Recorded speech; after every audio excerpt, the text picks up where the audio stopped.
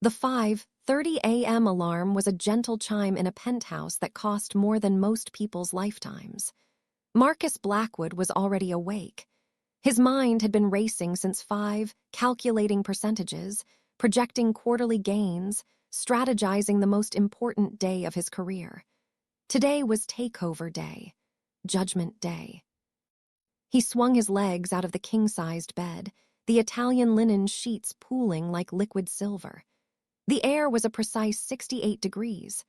Across the vast expanse of marble floor, his wife Isabella was already up. But she wasn't dressed for power.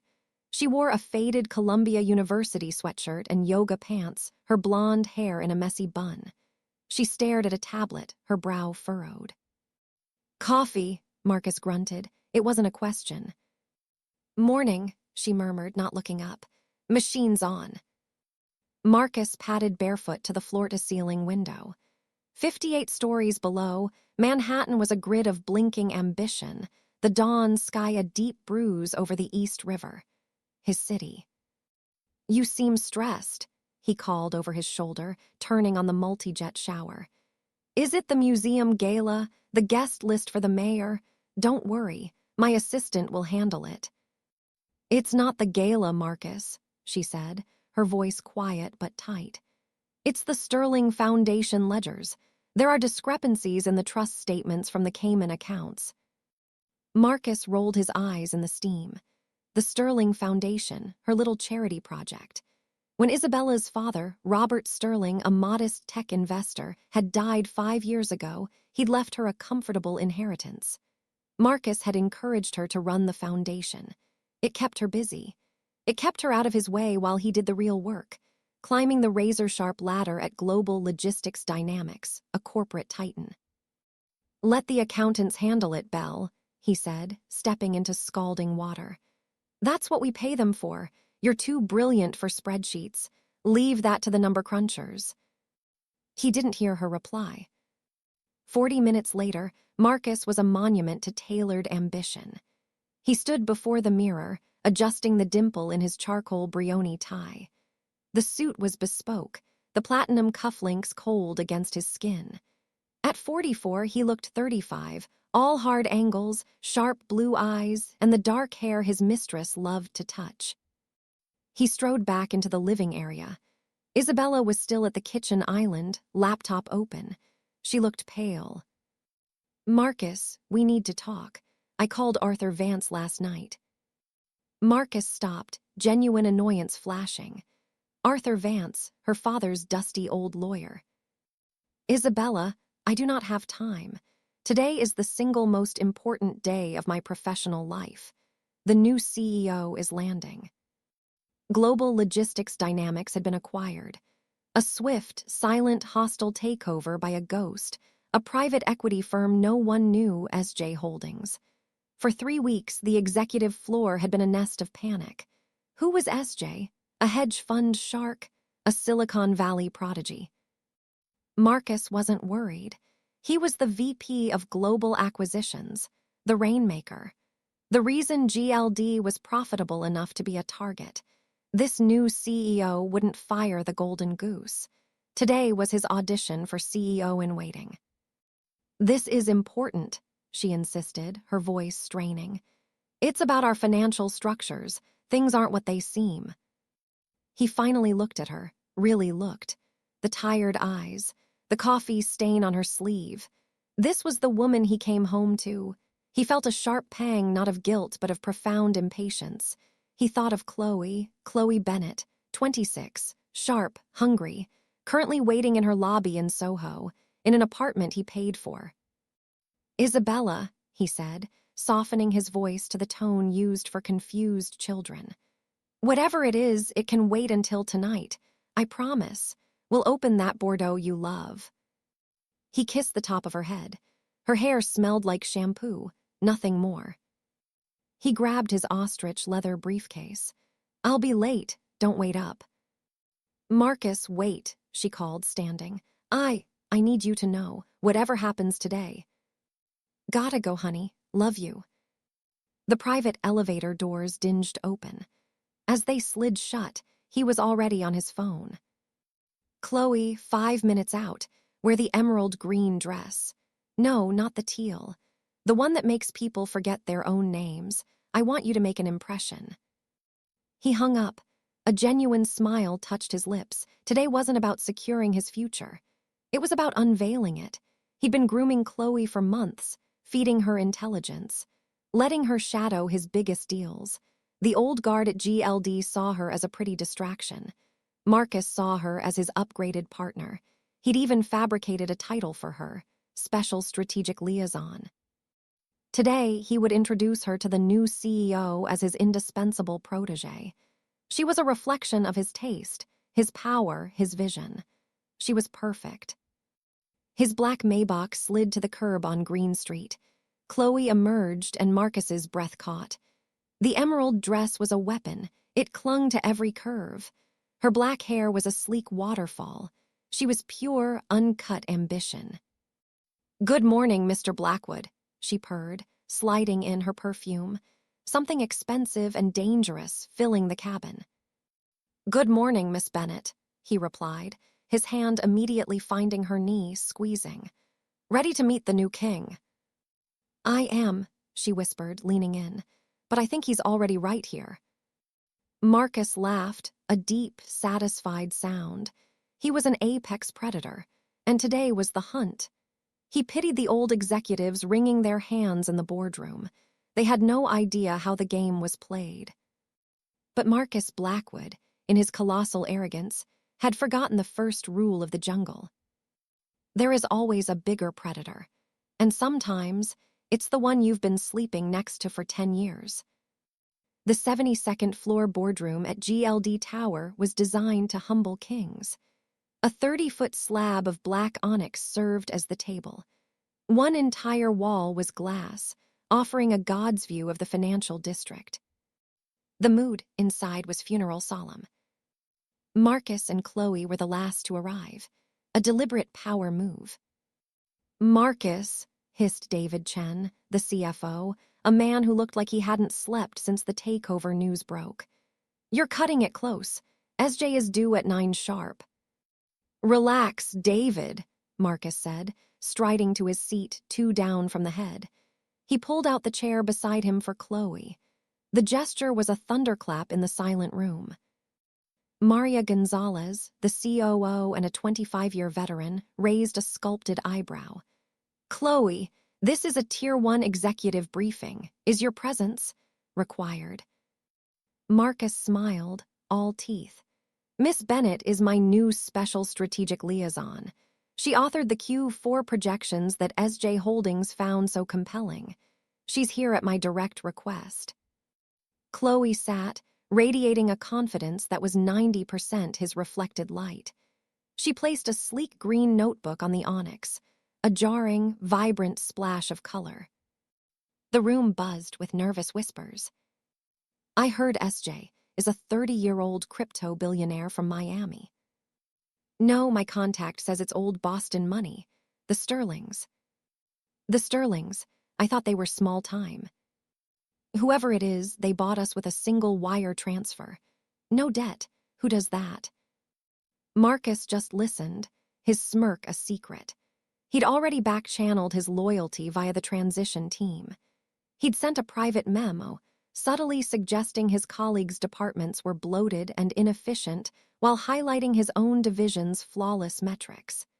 He'd pointed out David's conservative fiscal timidity and Maria's outdated operational models. He leaned close to Chloe, his voice a low rumble. "Smell that? Fear. That's the scent of mediocrity. We don't smell like that." "No, Marcus," she whispered back, her leg brushing his under the table. "We smell like the future." He was about to reply, to tell her about the penthouse in Tribeca he'd already picked out for her, when the heavy mahogany doors at the room's end swung open. Silence, absolute dead silence. 2 men in severe black suits entered first. Lawyers. They radiated billable hours that cost more than a luxury sedan. They fanned out. Then, a sound. Click, clack, click, clack. Heels on marble, slow, deliberate, owning the very ground they walked on. Marcus, like everyone else, stood. He smoothed his jacket, composing his face, respectful, keen, indispensable. A woman appeared in the doorway. Marcus's brain, a high-performance machine, seized, snagged on a single, impossible frame. The woman. Her hair, no longer a messy bun, was a sharp, ash-blonde bob that grazed her jaw. She wore a bespoke Navy power suit that looked more like armor than clothing. A simple white silk shell beneath. No jewelry except diamond studs and a wedding band. Her face. It was Isabella's face, but every ounce of softness had been vacuumed out. The vague, distracted look was gone, replaced by a gaze as sharp and cold as the glass skyline behind her. Marcus's mind scrambled, glitching. It's Isabella, but it's not. She's lost. She walked into the wrong boardroom. This is a pathetic mistake. He opened his mouth. A confused, pitying smile started to form. One of the lawyers stepped forward. "Ladies and gentlemen, please be seated." They all sat stiffly. Marcus half fell into his chair, his eyes locked on his wife, who was striding, not walking, striding to the head of the table. Chloe leaned in, her whisper a tiny, confused blade. "Marcus, isn't that your wife?" Marcus couldn't speak.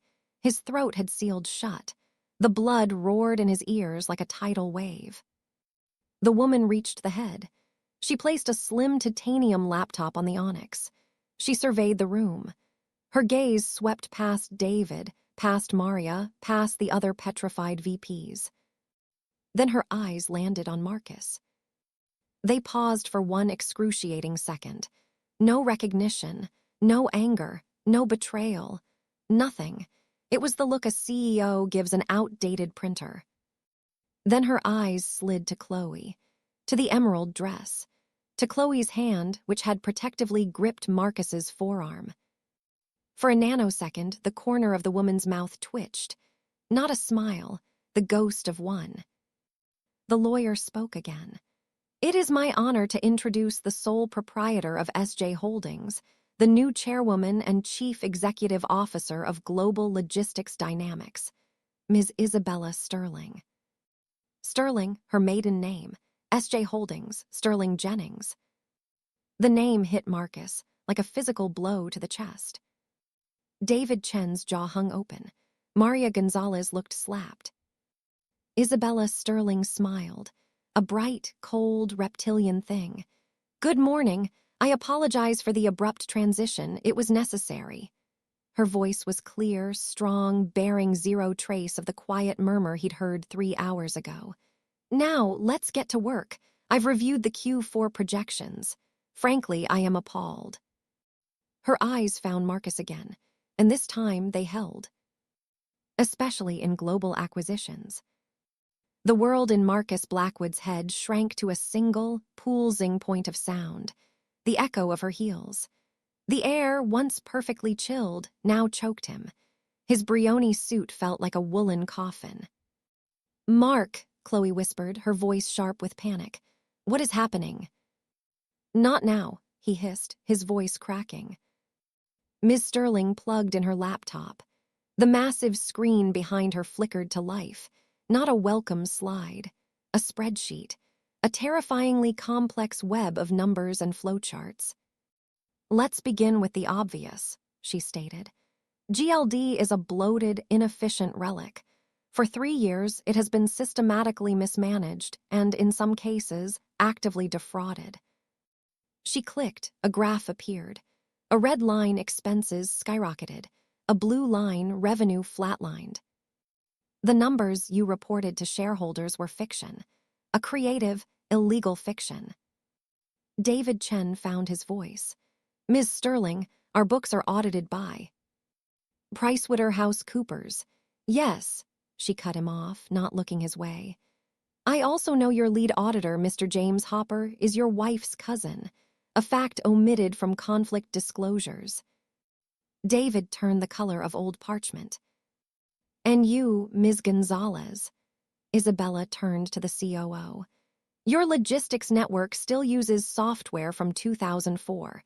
You've been outsourcing 40% of our Northeast freight to Rapid Line Logistics, which is owned by your nephew, at a 50% markup.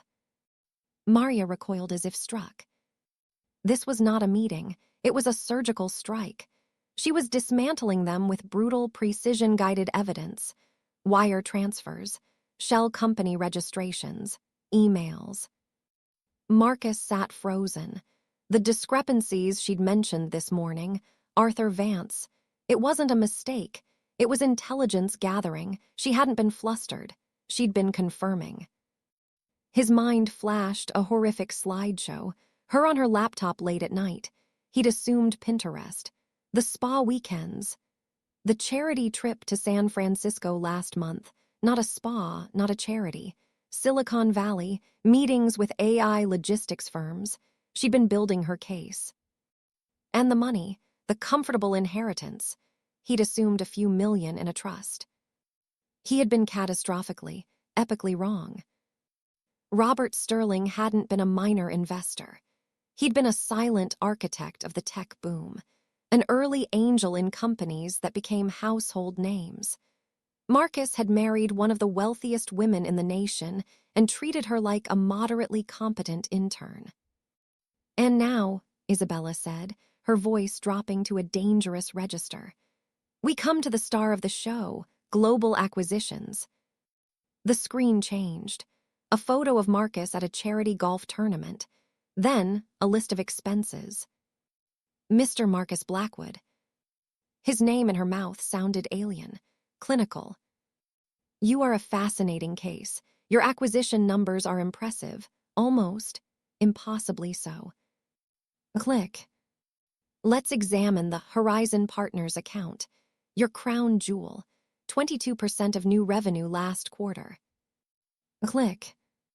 The Horizon Partners address is a P.O. box in Bermuda. The $8 million retainer they paid last month? Another click.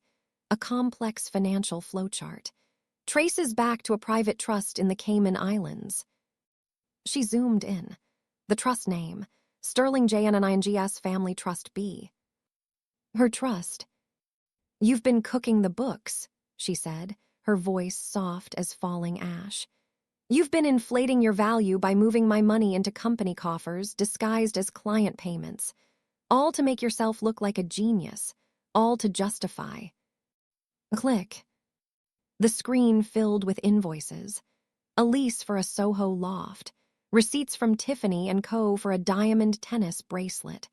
First-class tickets to Paris for 2 for a client summit that never existed. And finally, Isabella said, her voice icing over completely, a corporate payroll entry. She zoomed in. For a Ms. Chloe Bennett. Position, Special Strategic Liaison. Annual salary, $280,000. The signature line filled the massive screen. Marcus Blackwood. Chloe made a small, strangled sound. She wasn't just the mistress anymore. She was Exhibit A. Marcus, Chloe whispered, trembling. You told me that was a signing bonus. You said the board approved it. Marcus couldn't speak. He was vibrating with pure, undiluted terror. The predator was now prey. The lion was in the slaughterhouse chute. Isabella Sterling closed her laptop. The screen went black. She walked slowly from the head of the table, her heels ticking off the seconds of his life. She stopped right behind his chair. He could smell her perfume, not the light floral scent she used to wear.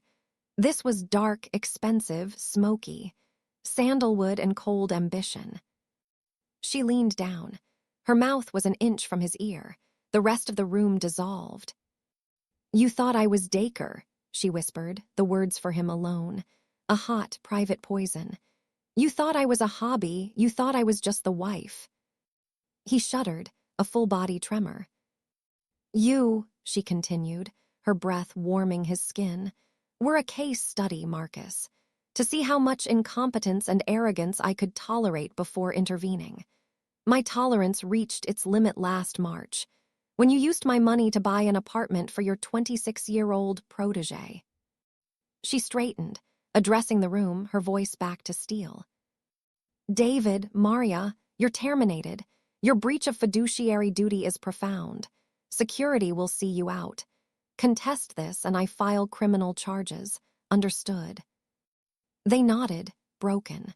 Security guards appeared and flanked them out. The rest of you are on probation. You'll report to my new COO, Mr. Arthur Vance, who arrives this afternoon. Arthur Vance, the dusty old lawyer, her consigliere. She looked at Chloe, who seemed to have shrunk inside her emerald dress. Miss Bennett, your role here is, as evidenced, fraudulent. Your presence is terminated. Security. A guard turned to Chloe. Ma'am. Chloe looked at Marcus, her eyes wide with desperation, and for the first time, pure hatred. Marcus, say something. Marcus looked at his wife, his CEO. Isabella watched him, an eyebrow arched, a flicker of cruel amusement in her Arctic eyes. Go on, the look said. Defend her.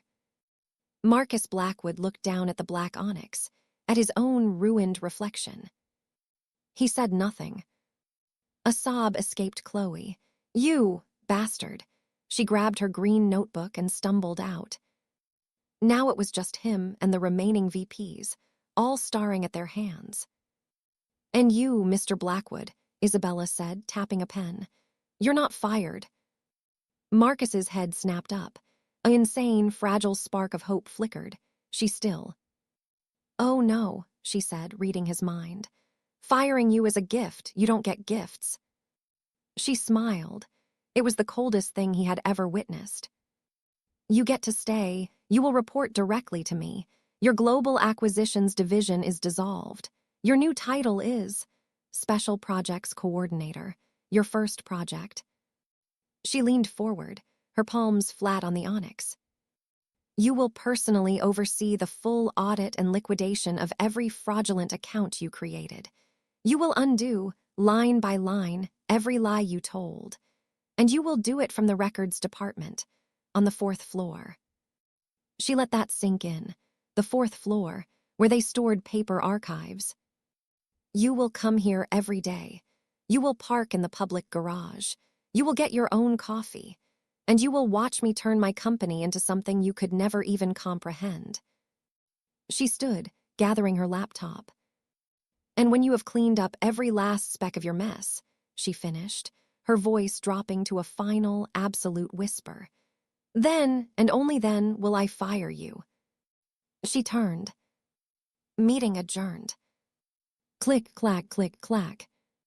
She was gone, leaving Marcus Blackwood alone in the silent, dark boardroom, a ghost in a $10,000 suit, staring at the empty chair at the head of the table. The door clicked shut. And in that perfect silence, he finally heard it, the sound of his own empire detonating. The woman Marcus Blackwood knew as Isabella hadn't existed for 19 months. The real Isabella Sterling had died a little every day for a decade. She had carefully packed away pieces of herself in neat, labeled boxes. Wife, mother, hostess, philanthropist. The box labeled genius had been taped shut and shoved deep into storage the day she said, I do. Robert Sterling hadn't been a modest investor. He was a silent legend, the algorithm architect behind two of the biggest tech unicorns of the 2000s. He taught Isabella to code before she could tie her shoes, taught her to deconstruct a balance sheet before she got her driver's license. By 25, she was the shadow CEO of Sterling Capital, managing a portfolio so vast it was abstract. Then her father got sick, pancreatic cancer, 6 months. In that grief-stricken haze, she met Marcus. He was dazzlingly ambitious, a sales director at a mid-tier firm. Handsome, charming. He listened, or seemed to. He was a life raft in a sea of loss. She married him. She wanted for the first time to be normal, to be cared for. She stepped back from Sterling Capital, handing daily operations to her father's most trusted lieutenant, Arthur Vance, and a board in Geneva. She told Marcus she was managing her father's charitable foundation. a lie to make him feel like the provider. She let him play breadwinner with his GLD salary, pocket change to her. Their penthouse, her money, the Maybach, her money, his bespoke suits, the dividends from her portfolio paid for them. She had been content, or told herself she was. The illusion shattered on a rainy Tuesday in March. Marcus was in the shower. His phone buzzed. A text from C. Bennett. Can't stop thinking about last night. My new view is incredible. See you at the big meeting. Green dress is ready. Zoe. Isabella stared at the screen. Her heart didn't break. It turned to stone. It wasn't the affair. It was the words, my new view. She'd done what she was engineered to do. She gathered data. She accessed the shared account Marcus thought was their primary. Saw the $280,000 transfer to Chloe Bennett, coded strategic hire signing bonus. Saw the Soho loft lease payments funneled through his executive discretionary fund. Then she found the Horizon Partners file. With her background, it took her less than an hour to trace the digital fingerprints. He wasn't just cheating, he was committing wire fraud, badly, sloppily. The final, fatal blow, the $8 million retainer from Horizon. He'd found a backdoor into one of her family's smaller, dormant trusts, one she'd foolishly given him administrative access to for emergencies. He was stealing from her to inflate his own value. He hadn't just broken her heart, he'd insulted her intelligence. That night, Isabella the wife died. Isabella Sterling, CEO, was born. She flew to Geneva the next day. A spa retreat in Switzerland, she told him. In a soundproof boardroom overlooking Lake Geneva, she met Arthur Vance. I have an acquisition target, she said, her voice devoid of all emotion. What is it, Miss Sterling? Arthur asked, peering over his glasses. A fintech startup, Green Energy. A mid-cap logistics firm, Global Logistics Dynamics. Arthur blinked. GLD, they're a mess, overvalued, terrible leadership. Their sales numbers are clearly fiction. I know, Isabella said, a cold light in her eyes. The fiction is my husband's. His fraud makes them vulnerable. We're buying it, all of it. This isn't business, Isabella, Arthur said gently. This is vengeance. You're wrong, Arthur, she replied, her gaze freezing him in place. Vengeance is emotional. This is pest control. He's a cockroach in my kitchen. I'm not stepping on him. I'm buying the building, tenting it, and fumigating every floor. The plan activated. SJ Holdings was created, a ghost arm of Sterling Capital.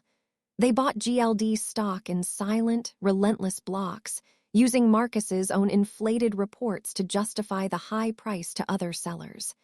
He was literally helping her buy the rope for his own hanging. For 19 months, she lived the double life. By day, flustered Isabella, planning museum galas, asking Marcus if she could redecorate the guest room. By night, CEO Sterling, on encrypted lines with Geneva and London, directing the takeover, hearing forensic accountants, planning the gut renovation of a billion-dollar corporation. She cut her hair. She bought the new wardrobe, kept in a private office under Arthur's name. She was molting, shedding the skin of the woman Marcus had dismissed. The discrepancies she mentioned that final morning were the last piece. Confirmation the Horizon money came from her trust, the green light. She felt a ghost of hesitation. One last chance. Marcus, we need to talk. He'd cut her off. Gotta go, honey, love you. He kissed her head and ran to his mistress. Any lingering mercy evaporated. She watched the elevator doors close, stood in the silent penthouse for exactly 60 seconds, then picked up her phone. Arthur, it's done. Execute the final proxies, and have the car ready, the navy suit. Yes, it's takeover day. Marcus Blackwood's new world was beige. After the boardroom, he sat in his leather chair for 23 minutes. The other VPs slithered out, avoiding his eyes as if failure were a contagion. A security guard finally returned. "Mr. Blackwood, your new workstation is ready." The walk of shame was a masterpiece of corporate humiliation. Past the executive suite, past the sales floor where his team once fell silent when he entered, into a service elevator that smelled of stale bleach. The doors opened on the fourth floor, records and archives. Fluorescent lights hummed a migraine-inducing song. The air was thick with the dust of dead trees and forgotten contracts. No windows, just a narrow plexiglass strip overlooking a concrete air shaft. His office was a cubicle, a half-height fabric-paneled box. On the desk, a decade-old Dell computer, a rotary dial phone, and a single stapled document titled Project Clean Sweep Coordinator, M. Blackwood. His Maybach. "Company vehicle, sir. Your lease privileges are revoked." His corporate Amex. Declined. His penthouse keycard. Deactivated. He was a ghost with a badge. For a week, Marcus learned the true nature of power. It wasn't about loud commands. It was about absolute, silent control. Miss Sterling controlled everything: his access, his tasks, his dignity. At 10 a.m. daily, his rotary phone would jangle. It was Patricia. Her new executive assistant, Arthur Vance, was now COO. "Ms. Sterling requires the clean sweep update, Mr. Blackwood. Bring it to the 72nd floor by 10:15. He became a delivery boy, carrying files that detailed his own crimes up to her temple. The first time he tried to speak, "Isabella, Sarah, please, the children." "It's Ms. Sterling," she said, not looking up from a contract. "Is the file ready?" "You can't keep my kids from me." She finally looked up. Her eyes weren't angry. They were exhausted. "I'm not keeping them from you. I'm protecting them from the man you've become. They're with my mother in Greenwich. They're safe. You are late with your report." "This is insane. I'm your husband." She stood. "You are an employee who committed federal wire fraud. You are a liability I am choosing to manage in-house. Do not mistake this for a marital spat. This is asset recovery. Now, the file." He'd thrown it on her desk. As he left, he heard her voice, clear and sharp on a speakerphone. "Thank you, Mr. Cook. Apple's logistics pipeline aligns perfectly with our new AI routing system. We project a 40% efficiency gain for your North American distribution." Tim Cook. She was on with the CEO of Apple. Marcus felt nauseous. He'd been playing office politics while she was restructuring global supply chains. The final, exquisite twist came 2 weeks in. A new employee was assigned to the adjacent cubicle. Chloe Bennett. She looked hollow. The emerald dress was replaced by a polyester pantsuit from a discount store. The fire was gone. "Chloe," he whispered, horrified. "Don't," she hissed, not looking at him. "Don't speak to me." "What are you doing here?" "She found me," Chloe said, her voice flat. "I was being evicted. She offered me a deal. She wouldn't sue me to recover the signing bonus if I came to work here, in records, for $15 an hour." "Why? Why would she do that?" Chloe finally turned. Her eyes were red-rimmed but dry. "To be your colleague, Marcus. She wants you to sit here, 10 feet from the woman you blew up your life for. She wants you to look at me. She wants me to look at you. And she wants us both to know every single day that she won." Chloe turned back to her screen. "Now leave me alone. I have to catalog toner cartridge receipts from 2012. Marcus stared at the beige fabric wall. He wasn't in a prison. He was in a diorama. A living exhibit titled The Consequences of Arrogance, and the curator was his wife. The human ego can only absorb so much humiliation before it fractures. One rainy Thursday, 6 weeks into his sentence, he broke. He was in the executive elevator, carrying his weekly confession file. The doors began to close. A hand shot out, stopping them. She stepped in. Isabella Sterling. She registered his presence with a slight nod. Mr. Blackwood. She pressed PH for the private penthouse garage. The doors sealed. The car began its silent ascent. He smelled of cheap motel soap. She smelled of sandalwood and uncontested victory. The silence was a physical weight. "You're enjoying this," he whispered, the words tearing from his throat. She didn't look at him. "I'm enjoying a 35% increase in shareholder value." "No, this," he gestured between them. "Me, the cubicle, her, you love watching me crawl." She turned her head slowly. Her gaze was analytical, dissecting. "No, Marcus, I don't. I'm disappointed." "Disappointed," he barked a broken laugh. "You destroyed me. You took my job, my home, my children." "I'm disappointed," she said, her calm cracking at the edges, "that the man I married, the man I trusted with my life, my family, was this shallow, this weak." "I am not weak," he roared, crushing the folders in his hands. "You are," she shot back, the ice shattering, revealing white-hot fury. "You were a parasite. You fed on my money, my legacy, to inflate your own ego. You committed fraud to impress a child with my diamonds. You didn't build a thing. You were just a very expensive costume." The elevator passed the 60th floor. "You think this is about her," he sneered, retreating to his oldest, ugliest defense. "You're just jealous. You couldn't stand that I wanted someone young, someone who admired me." Isabella stared at him. Then she did the most terrifying thing of all. She laughed. It was a cold, pitying, devastating sound. "Oh, Marcus, you still don't understand. You think I orchestrated a billion-dollar hostile takeover because I was jealous of a girl in a green dress." She stepped closer, her face inches from his. The corporate mask was gone. This was the raw, righteous fury of a woman scorned and insulted to her core. "This was never about your affair, you pathetic cliché. This was about the fraud. This was about you stealing from my father's life's work. This was about you, with your one talent, deception, daring to look down on me for a decade." The elevator chimed. 72nd floor. "You," she said, her voice dropping to a lethal whisper, "were the one catastrophic error in my otherwise flawless ledger, and I am correcting it." She stepped out. "By the way, Mr. Blackwood, Project Clean Sweep is complete. I've cross-referenced your files with the federal audit." He froze. "What does that mean?" "It means," she said, not bothering to turn around, "your services are no longer required." She smiled over her shoulder, the same smile from the boardroom.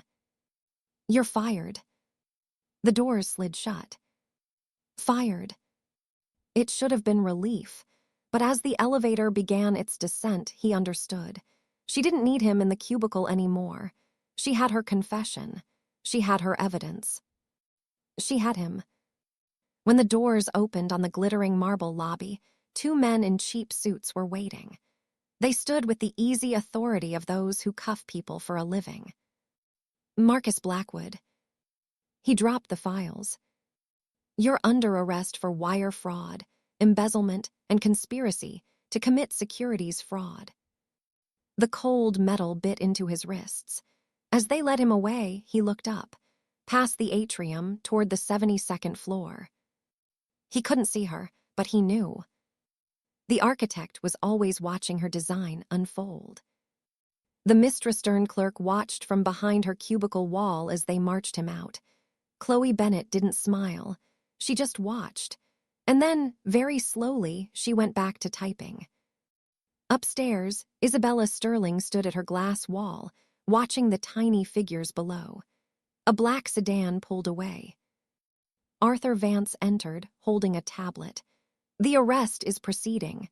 The U.S. attorney has the files. He'll serve 7 to 10 with good behavior." "See that he gets no good behavior, Arthur." "Understood." Arthur paused. "The children are asking for you. They want to know when you're coming home." Isabella's stern facade softened, just for a moment, a crack in the armor. "Tonight, tell them I'll be home for dinner." "And the board. They're thrilled with the Q1 projections. Tell them I'll see them tomorrow. Today I'm done being CEO. She turned from the window. The city sprawled beneath her, a kingdom she'd just reconquered without firing a single shot. The ledger, at last, was balanced. But downstairs in the lobby, as the press began to swarm and the cameras flashed, capturing the fallen executive in handcuffs, a single thought echoed in Marcus Blackwood's hollow mind. It wasn't about the money, or the job, or even Chloe. It was about the look in her eyes in the elevator, not hatred. Disappointment. He had finally done something she could never forgive. He had been ordinary. And for a woman like Isabella Sterling, that was the one unforgivable sin. The trial of Marcus Blackwood was not the media circus he might have secretly craved. Isabella Sterling, with surgical precision, ensured it wasn't. It was a quiet, federal proceeding in a Manhattan courtroom that smelled of old wood and stale regret. The evidence was not salacious texts or pictures of Chloe in green. It was spreadsheets, wire transfer records, shell company incorporation papers. It was the Project Clean Sweep, files he had meticulously organized himself in his fourth-floor cubicle. It was a slaughter.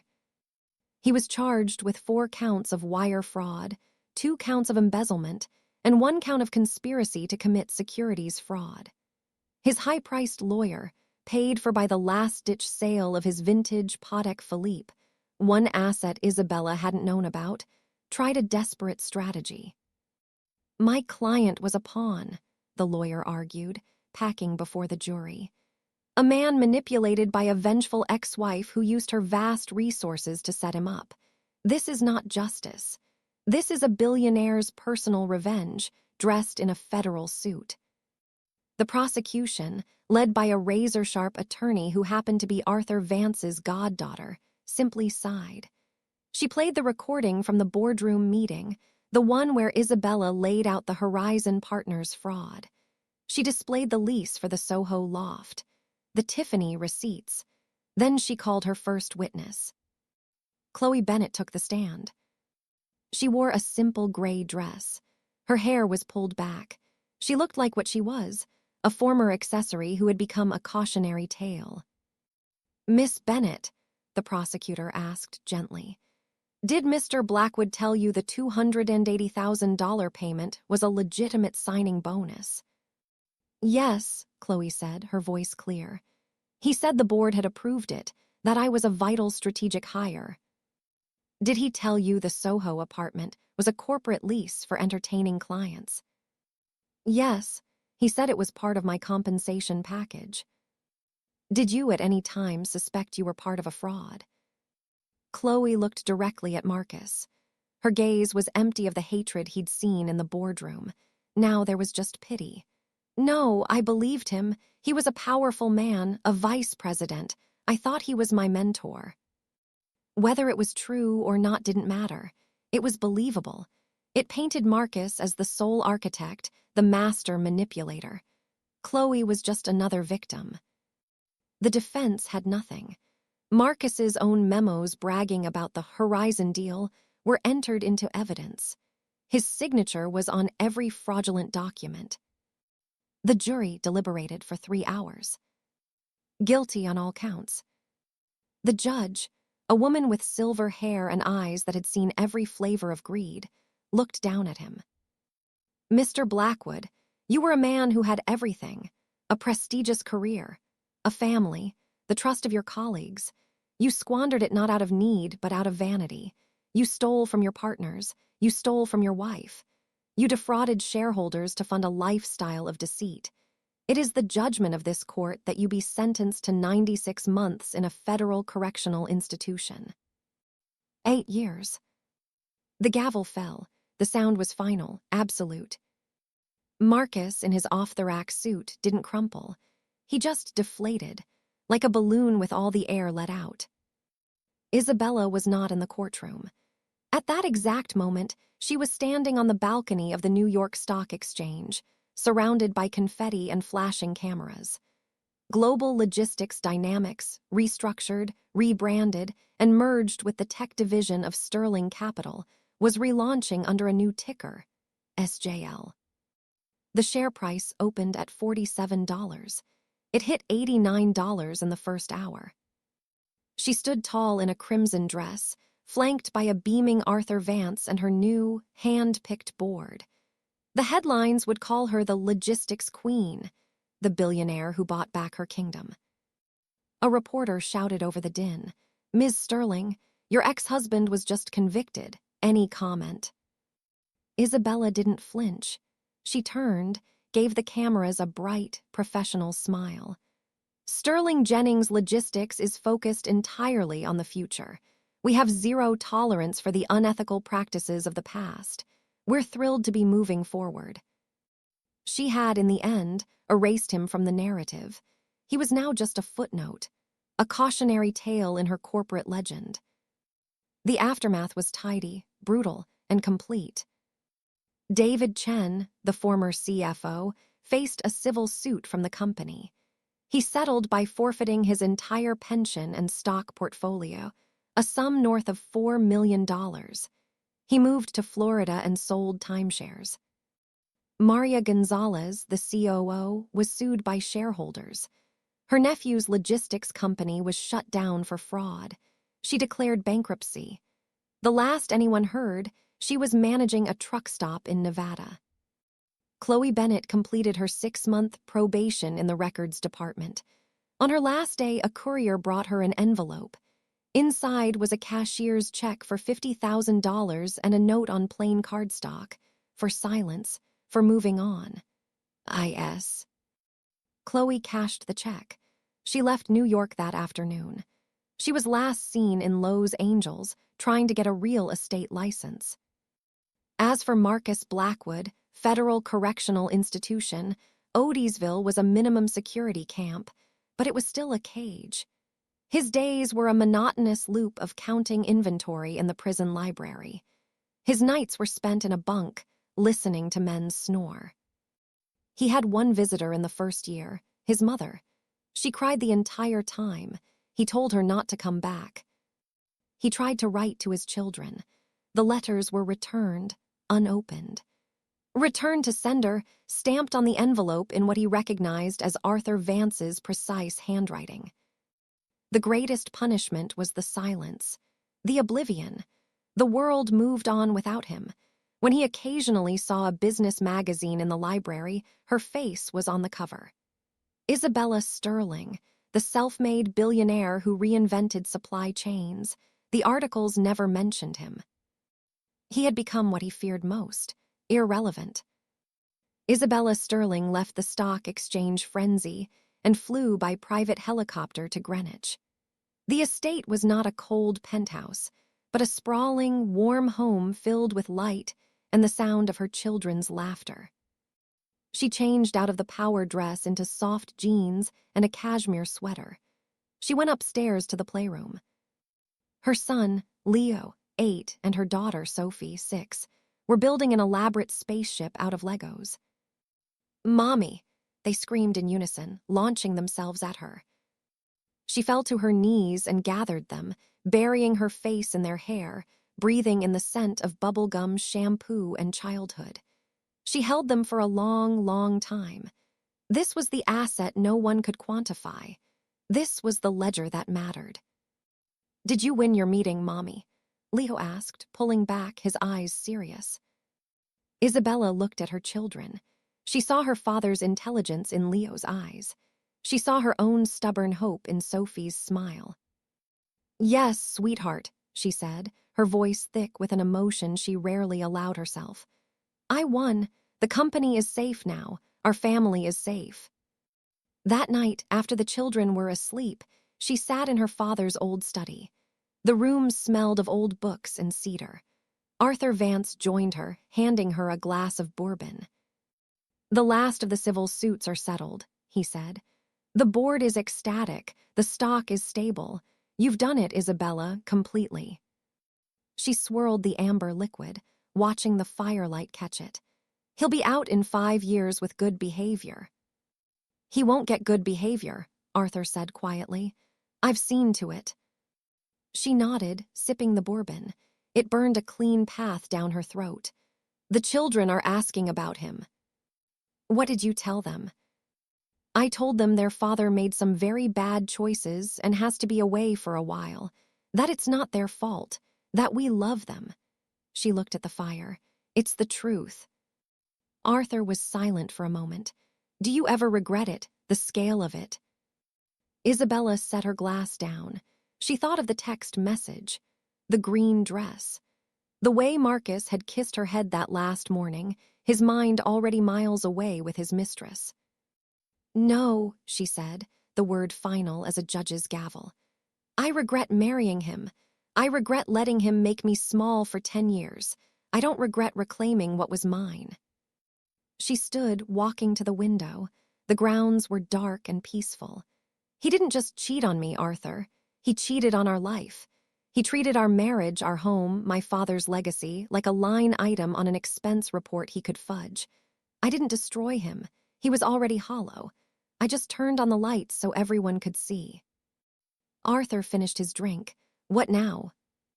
"Now," Isabella said, turning with a real, tired smile, "I run my company, I raise my children, I live my life, without looking over my shoulder, without being someone's afterthought."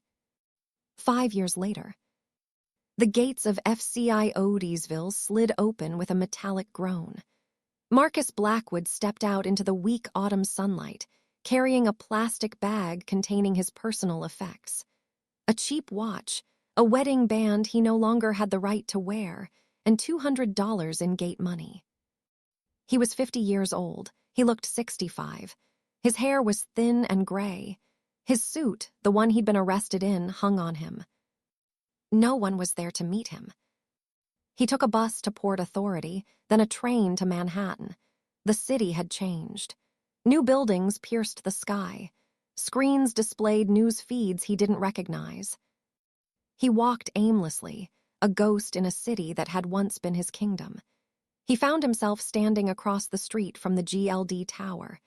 It had a new name now, lit up in sleek silver letters: Sterling JNNINGS Logistics Headquarters. He stood there for an hour, watching well-dressed people stream in and out. He saw a sleek black town car pull up. A driver opened the door. She stepped out. Isabella. She was older. Her blonde bob was shot through with subtle silver. She wore a simple but exquisite coat. She was laughing at something the man next to her said, Arthur Vance, still by her side. Then from the other door, 2 teenagers emerged. A boy, tall and lanky, with her sharp eyes. A girl, all long legs and confident smile, carrying a violin case. His children. They were beautiful. They looked happy. They flanked their mother, a united front, as they walked into the building. Leo held the door for her. Sophie said something that made Isabella throw her head back and laugh, a real, joyful sound Marcus hadn't heard in over a decade. He watched until they disappeared into the lobby. He felt nothing, no rage, no longing, just a vast, empty ache. The realization that the world he had burned down had been rebuilt, more magnificent than before, and he had not been invited to the reopening. He turned and walked away. He got a job, a real one, stocking shelves at a grocery store in Queens. The manager didn't know who he was, and Marcus didn't tell him. He rented a room in a shared house. He ate microwave dinners. He went to work. He came home. He slept. It was an ordinary life, the kind he had once looked down upon. One cold evening, he was wiping down the dairy case when a business news segment played on the store's mounted TV. In philanthropic news, the Sterling Foundation, chaired by billionaire Isabella Sterling, has pledged $500 million to fund STEM education for girls in underserved communities. When asked about the inspiration, Sterling credited her father, the late tech pioneer Robert Sterling, and her own children. The screen showed a photo of Isabella with Leo and Sophie at a charity gala. They were all smiling. A customer, an older woman, paused beside him, looking at the screen. She's something, isn't she? A real powerhouse. And to think what she went through with that crook of a husband. Marcus kept wiping his head down. Yeah, he muttered. Something. The woman sighed. Just goes to show, you can't keep a good woman down. And the bad men, they always get what's coming to them. She moved on, pushing her cart toward the cereals. Marcus Blackwood finished wiping the already clean glass. He looked at his reflection, a tired man in a store apron. Then he looked past it, at the yogurt containers lined up in neat, orderly rows. He had wanted to be a king, a titan, a man who owned the room. Now he owned nothing, not even his own story. She had taken that, too, and written a better ending without him. He picked up his bucket and moved to the next aisle, the fluorescent lights humming their eternal, indifferent song above him. In a penthouse that was not the one she'd shared with him, Isabella tucked her daughter into bed. "Mom," Sophie said, her eyes already closing, "tell me the story about Grandpa and the computer in the garage again." Isabella smiled, brushing hair from her daughter's forehead. "Tomorrow, sweetie, get some sleep." She kissed her forehead, then went to her son's room. He was on his laptop coding. "Lights out, Leo. It's late." "Just finishing this function, Mom." She nodded, pride swelling in her chest. He had her father's mind. "Don't stay up too late." She walked to the living room, pouring herself a glass of wine. The city glittered below, a galaxy she now navigated on her own terms. Arthur had retired. The company was led by a brilliant team she trusted. She worked because she loved it, not because she had to prove anything. Her phone buzzed. A text from the head of the Sterling Foundation, confirming the details of the next day's grant announcement. She typed a quick reply, then set the phone down. She was alone, but she was not lonely. She had built a life that was entirely her own, a life of purpose, of family, of legacy. The past was a closed book, a lesson learned. The future was a blank spreadsheet, waiting for her to fill it with something meaningful. She took her glass to the window, looking out at the endless, blinking lights. Somewhere out there he was small, and she was free. And that, she thought, sipping her wine, was the only revenge that ever really mattered.